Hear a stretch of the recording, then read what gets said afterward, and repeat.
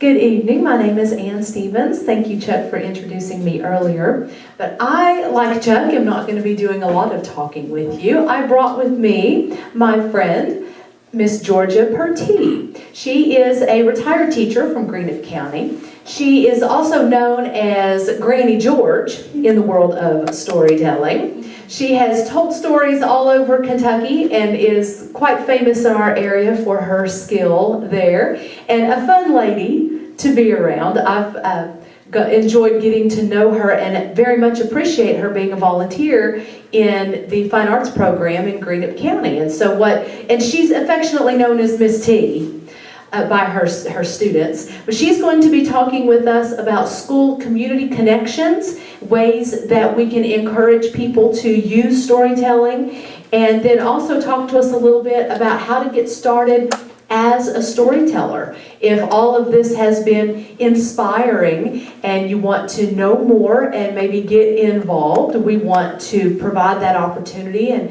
help people know how to do that. So first, Miss T, Granny George, we'd like for you to talk with us about that school community connection as that applies to storytelling, and then tell us how to become a storyteller. I shall do so.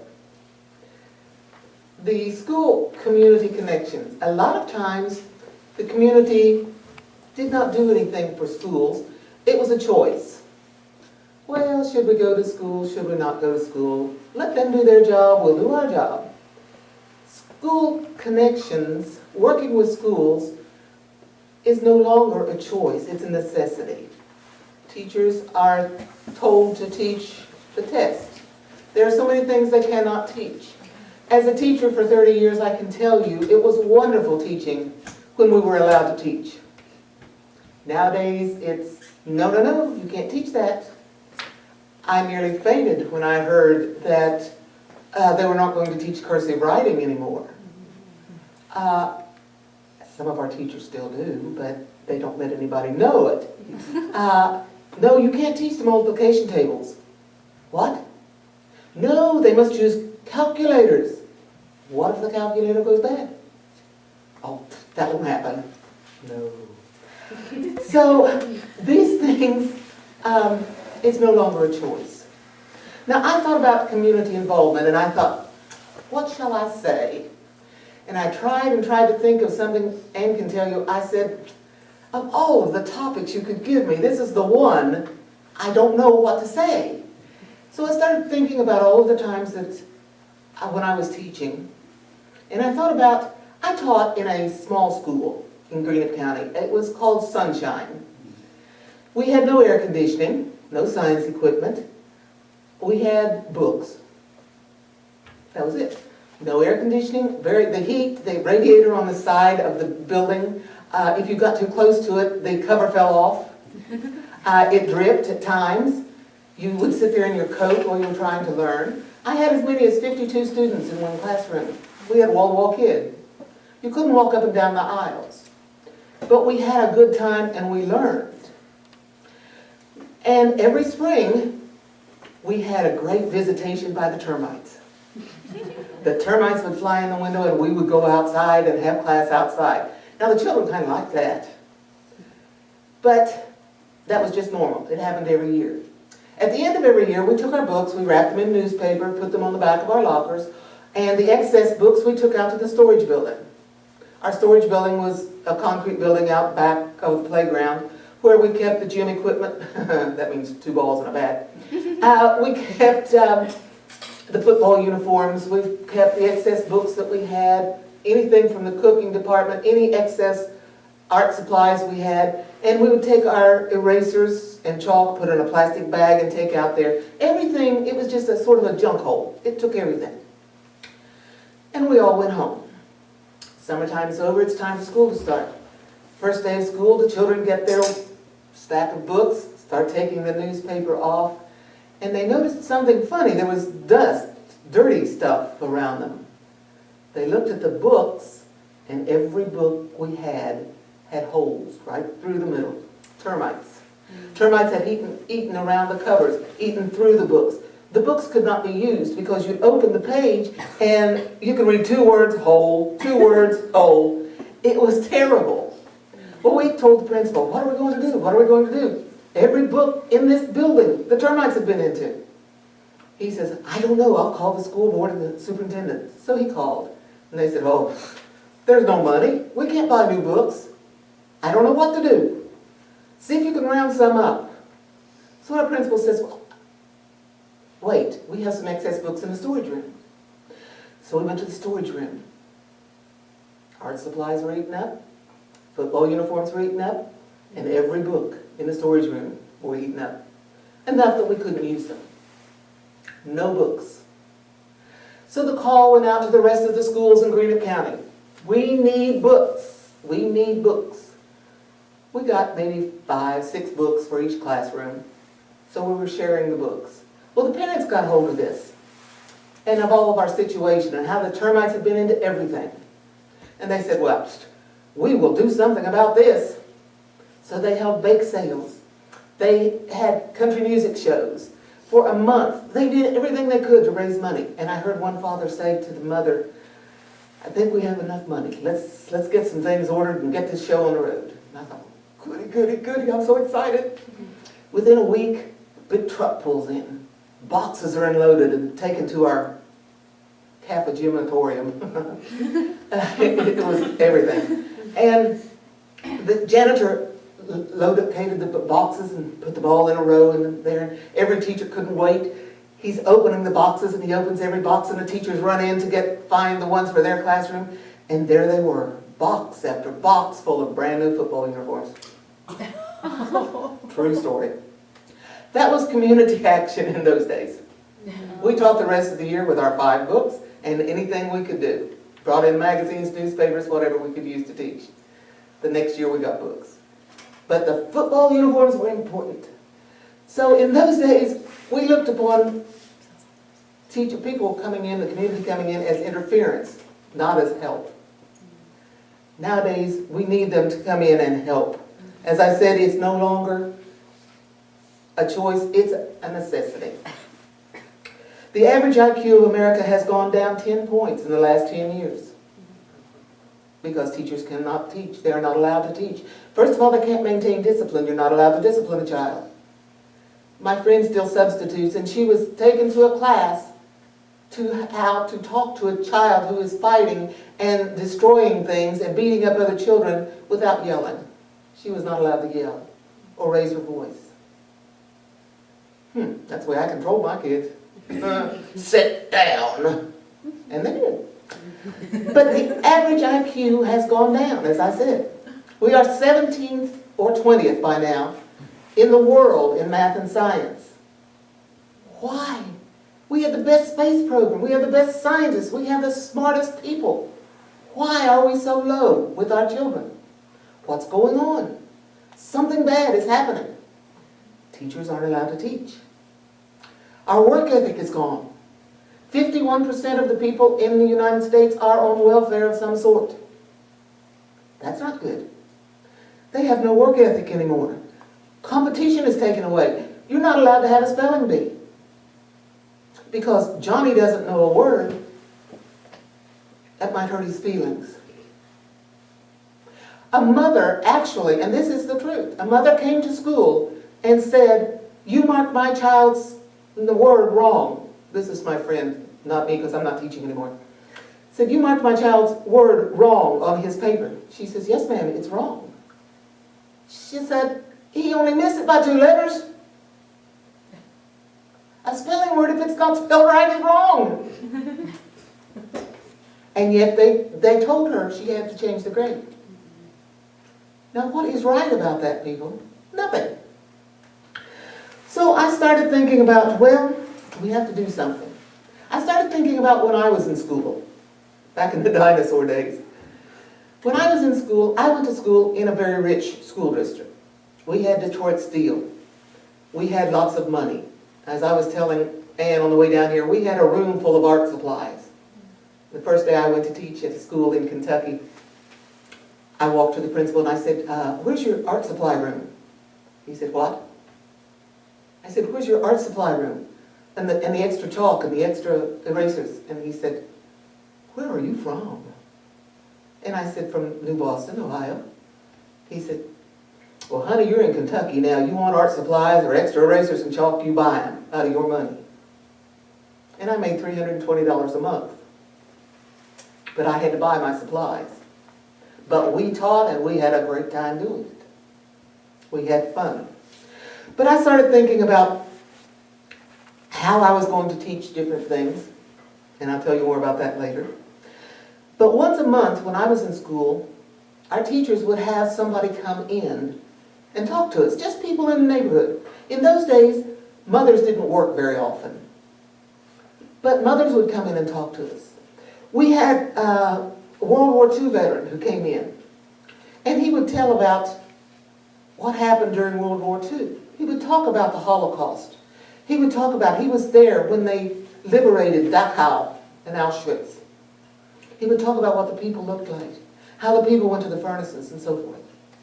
But then just for fun, so that they wouldn't sit about and get all upset about this particularly, he wanted them to remember this, but he didn't want them to be totally upset.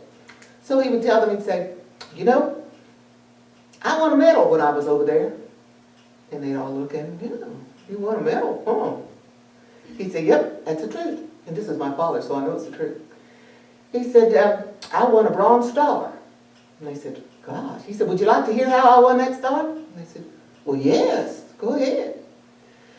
He said, well, I suppose you recognize that the longer I talk, the louder I get. And they said, yes. He said, well, my voice has been measured to be heard a mile away. He said, when the walkie-talkies quit in our area, he said, the captain would call me and I would yell over there and tell them our walkie-talkies weren't working. And they'd all laugh, you know. That's funny. He said, now I'm going to tell you how I won the medal. We went out on a reconnaissance trip, me and 4 of my buddies. We're looking all around this town that's been empty. There's nobody in this town. We're pretty sure of that. Nobody in this town. He said, but we're going through building after building just to make sure. And we found a building. Boy, it looked like a good building. It had a wine cellar. And he said, my buddy said, you know, Sarge, said, we haven't had anything to eat or drink for a while, so let's have some of this cheese and drink some of this wine. So they drank a little wine, and then a little more, and then a little more. Pretty soon they were all, so they all sort of went to sleep. Well, Dad was the first one who woke up. And he thought he was the first one who woke up. And he looked around the room, and his buddies were gone. Well, they'd gone out back for some reason or other. I don't know why, and I don't care why, but they weren't there. So he goes out the front door, and he's looking all around, and he said, nobody around here, I'll just yell for them. So he starts yelling, hey, where are you guys? Hey! And he gets louder and louder and louder as he yells. And he yells over here, and it's echoing back and forth. And here comes a platoon of German soldiers down through the middle of town. They hear these voices from all sides. Dad sees them coming. He cocks his gun and stands in front of them, and he says, give it up. You're surrounded. And they all dropped their guns, and he captured a whole bunch. And he won a star. And the kids would just laugh and laugh. He said, it's the truth. Now, I don't know if that's the truth or not. As I said, my father was a storyteller. And storytellers do stretch things just a little bit sometimes. And as Gwen told you, stories told sometimes get changed just a little bit every time you tell them. But he would tell this story, and the kids would love it. They would really, really enjoy this. So he also, one other man, veteran, came in and he told us, he said, boys and girls, I never want you to forget this, and I never have. He said, we saw some awful things in Germany and Austria and even Japan. He said, we saw some awful things happening with somebody trying to take over another country. And he said, there are 4 special things that these people do when they want to take over a country. Number 1 is they make fun of and get you to feel bad about your religion. They get rid of your religion. They teach other people to make fun of you. And pretty soon you're saying, well, Yeah, sort of, but yeah, kind of. But you're ashamed to admit your religion. Number two, you tell them that patriotism is nonsense. That's not a flag, it's a piece of cloth. It means nothing. Your country's not the best, it's the worst. Look what all they do. Look how they pick on other people. How they kill people. How they have wars for nothing. How they treat you. You're treated terrible in this country. It's awful. That's the way they talk to you, to get rid of your patriotism. Number three, they eliminate competition. Why should you compete against so-and-so? Why? What does that do? If he wants to work, let him work. He'll have to share with you later on. So you get rid of competition. Everybody's a winner. Everybody is equal. Everybody is equal in the fact that they have equal opportunity. And number four, probably one of the most important, is dumb down the country. Don't allow the children and the people to learn to read. Reading is probably the most important thing you'll ever learn. Reading, you have to read for everything. Medicine bottles, directions. But to read is so important. Illiterate people cannot make up their own minds. They listen to what somebody else says and how somebody else works on your emotions, and that's what they believe. If you can read both sides and make up your own mind. Very important. And a lot of countries you can't do that. In America you still can if you will. Literacy in this country, I'm ashamed to say, has gone down. Literacy has gone down. We were once 98% literate. Now we're somewhere between 94, 95% literate. And even some of those people are functionally illiterate. They can read the words, but they don't know what they're saying. I have a man that helps me get my husband in and out of bed. And he is, I call him functionally illiterate. He watches television, he uses his smartphone. He does all of these things, but you ask him to read something and he has problems reading it. You try to discuss something that's going on in the world today and he says, well, it's all so-so, let them take care of it, I don't have anything to do with it. To me, he's functionally illiterate. I wouldn't say anything like that to him and hurt his feelings, but that's the way I feel about it. You really, really need to read so that you can make up your own mind. The most important thing, and I say again, the most important thing a person can do is learn to read and think. So how do we help them? We had another man who would come in to tell us stories, and he would give us a story and then he would say, now what would you do? What would you do if you were getting ready to go on a snowmobile trip? And you knew that in a few hours there was a blizzard coming. What would you do? Would you still go out? Would you go out prepared to take care of yourself? Or would you just go out and hurry back? Think about it. And then he would tell them a story again about how one person went out who was prepared and lived, and one person who went out and was not prepared and didn't live. And it made them think. He helped them to learn, or helped us, learn how to be prepared. When my husband and I were traveling a lot, and we were going into different places, we traveled, there were no cell phones, and my children go, oh, they can't believe, no cell phones, no GPS. You looked at a map and figured out where you were going, and you went. And in places in the West, which also shocks my children, you may go 120, 150 miles, and there's nothing. There's not a wire. There is not a station, a gas station, a restaurant, a piddly little pot in the road. There's nothing. Absolutely nothing except land. And no cell phones. My kids, they start even shaking. And we traveled without cell phones. Now I can't go 15 miles without my cell phone. I think, what if something happened? But I'm old. Anyway,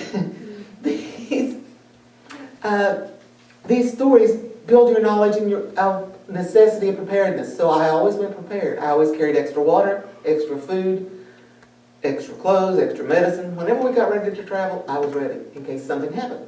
Nothing ever did, but it could have. You don't know. My favorite, though, who came to talk to us was the cookie lady, naturally. She liked to bring cookies to class. And she would bring, maybe a cookie, one cookie for each child. And then she would tell us a story, and she'd start the story. It would be maybe Huck Finn or Tom Sawyer. She would take it right straight from the book. Sometimes she would even read it from the book.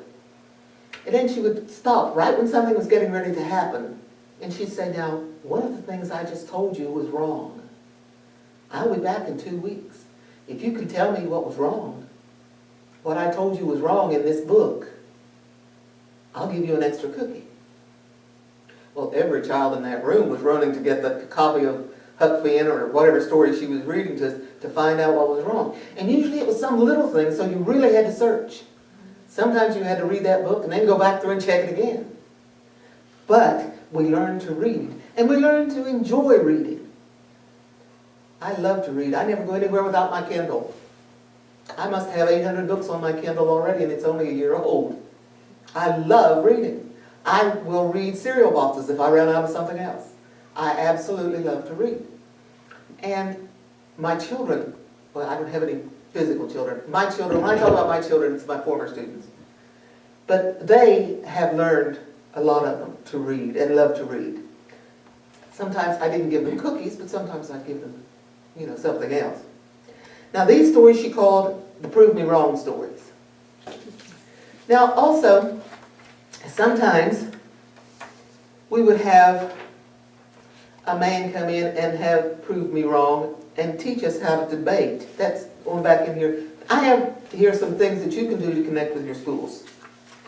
To build patriotism, have a veteran tell stories about other countries. That doesn't have to be a veteran of World War II. There are very few of them left. Or Vietnam or Korea. But so many of these young men and women have traveled all over the world, have seen things that we will never hope to see. One of my girls was on a ship during the Gulf War. She was on a destroyer, one of the first women on destroyers. She came to my children and told them how women were treated in the country that she was in, and how horrible it was. That she, as a Navy person, was supposed to, or they expected her, to take off her Navy uniform cap and to put a veil over her head. She didn't do it because she was an American, and they don't do things like that. You don't take off your uniform. But she was kept out of the city quite frequently so that nothing would happen and it wouldn't cause problems. But she told them a lot of things that they would never have known otherwise. That's very important for people to know how other cultures do things. And veterans are very good at this. And a lot of veterans love to come and talk to children. A lot of people love to come and talk to children. One of my boys is a Kentucky State Trooper. He worked undercover, and he would come and talk to them about drugs and so forth. They listened to him more about the drugs than they would me. Because she's no fuddy-duddy, what she knows. So that's very, very important. Have someone tell stories about how whenever there's a disaster in the world, who are the first people there? The United States. The United States Red Cross, the United States sending in help, sending in dogs, cadaver dogs, help dogs, people who will help dig up, people who do the grunt work. They're Americans. But nobody thinks about that when they start talking about what a bad country this is. Have somebody who knows history come in and tell them exciting stories about the Revolutionary War. Why the Revolutionary War was fought. How it was won. How it was won by the common people. How it changed the side of war forever. How the first person killed during the Revolutionary War was a black man. His name was Crispus Attucks. One of the very first men who died. These founding fathers made so much sacrifices. Some of them were very, very wealthy, but they went to live in caves. They gave up everything they had in order to gain freedom, so that we would have freedom. freedom to talk about things that we want to talk about. In what other country could you say something like, well, I don't like my president. He's cross-eyed. Well, he isn't, but I mean, what other country could you say that and get by without getting shot? Very few. So, talk about the Declaration of Independence and the Constitution. Some of these comedians have taken copies of the Constitution and the Declaration of Independence out and showed it to people on the streets. They didn't even know what it was. They said, this is going against the country. This is anarchy. Well, these people ought to be shot. They know nothing about it. Our children are not taught history anymore. We learn history so that we do not go back and repeat it. So, research stories to build character. Research stories about people who have overcome great adversity. Stories of people with great character and those with outstanding ethics. How about the young girl who lived in a homeless house and her family were starving? She went out to work, but she also went to school, got her high school diploma, and then put herself into Harvard. Harvard's one of the hardest schools in the world to get into. But she had that desire. It shows it can be done. That's just one story. Tell humorous stories. Try not to preach like I'm doing. Don't preach to these children because they won't listen. But teach students to debate. Make a remark. I used to go in to my students and I'd make a remark that I knew was wrong. And let them debate me.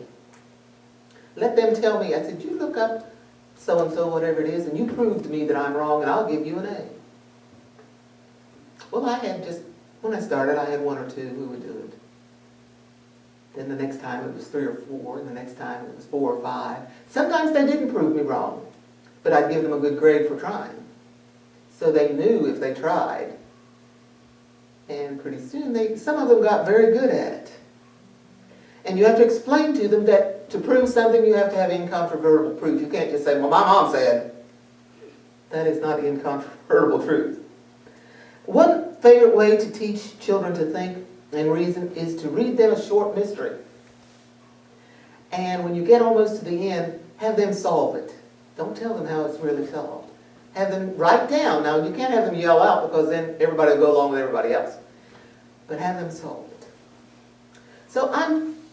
And another thing, to stop bullying. You can do that with telling stories. You can have people come in and have them tell stories about bullying.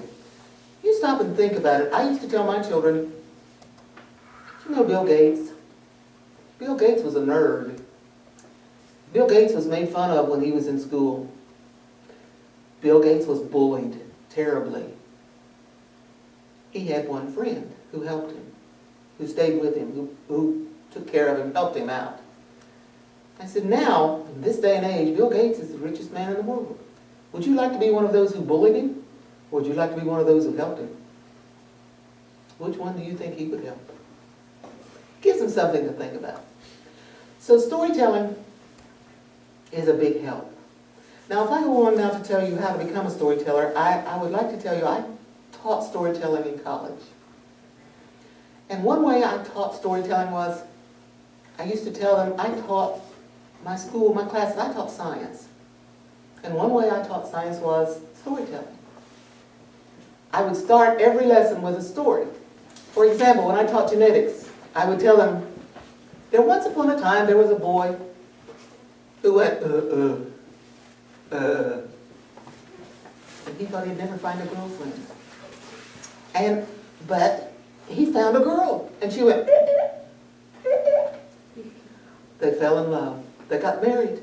They had a little baby. And the little baby went, The children laughed. But they got the idea that something from this and something from this made this. So we got started. And I taught the bones. I taught the eye, parts of the heart, everything with a story. I always started it off with a story. And they're all sitting there going, and the one with the bones was the best. I won't tell it to you because I have very few minutes left. But the story I told them was all done in bones, and it was about a boy who put his hand around the girl, and he was playing with her clavicle, and he was moving down her arm, and she hauled up and slapped him, her phalanges right against his maxilla and mandible. And I used all the words of the bones, and they're all sitting there going. And they said, "What does that mean?" I said, "Find out." So they're all learning their bones to find out. And when they found out, they go, "Oh!" But they learned their bones. So anytime you need to be a storyteller, or you want to be a storyteller, well, we all are storytellers. Everybody tells a story. You tell a story when you come home from school. Guess what happened to me today? Or you tell a story when you see somebody do something dumb. Oh, I saw the dumbest person today. Dumb as a rock. Ran into a pole. Or whatever. You're always telling stories. But if you want to be a community storyteller, practice. Learn how to tell a story. Learn by reading. Learn by talking to first a small group of people, then a larger group of people. People that will tell you, "Well, that was interesting. Well, boring." Or, "You were monotonous. Can't you raise your voice or lower your voice?" Or, they will tell you one way or the other. Tell a story that's humorous. Tell a story that's sad. Tell a story, I'll tell all kinds of stories. But the idea is to practice, practice, practice. And then when you want to become a further storyteller, go to some group. Schools are the best place to start, I think. And you go in and you tell the teacher, "I'll give you a break today if you'll let me tell a story." And you tell the kids a story. Kids are very honest. If they don't like that story, they'll tell you. If they think you're a bad storyteller, they'll tell you. Once you've learned how to tell the children, then you can tell the further adults and on. Use your facial features and just tell stories. The best thing in the world is to tell stories, tell. Practice, practice, practice. And I thank you. Jeff?